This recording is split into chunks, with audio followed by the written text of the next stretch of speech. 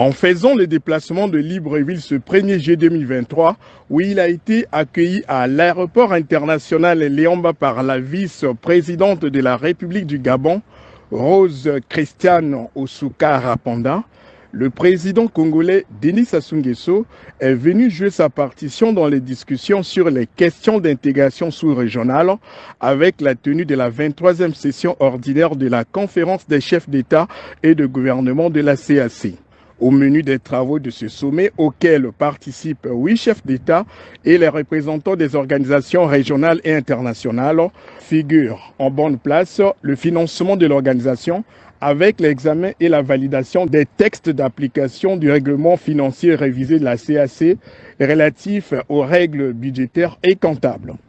L'objectif affiché par ces chefs d'État réunis au palais présidentiel de Libreville est de s'assurer du fonctionnement régulier des institutions de la communauté par le contrôle et le suivi de la mise en œuvre des décisions des sessions précédentes.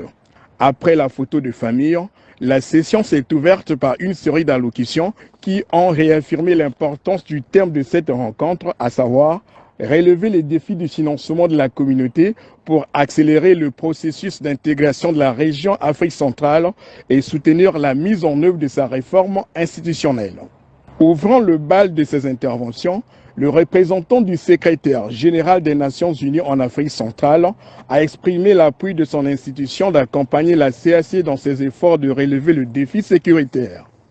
Le président de la Commission de l'Union africaine, Moussa Faki Mahamat, de son côté, a émis le vœu de voir ce sommet déboucher sur les mesures concrètes permettant à la CAC de jouer pleinement son rôle dans le processus d'intégration régionale. Dans sa prise de parole, le président Ali Bongo, président en exercice de la CAC, est revenu sur les axes prioritaires de son mandat, notamment le financement de la communauté, la sécurité maritime et la protection de l'environnement. Il a réaffirmé sa volonté de poursuivre ce chantier. Après la cérémonie d'ouverture, les travaux se sont poursuivis à huis clos.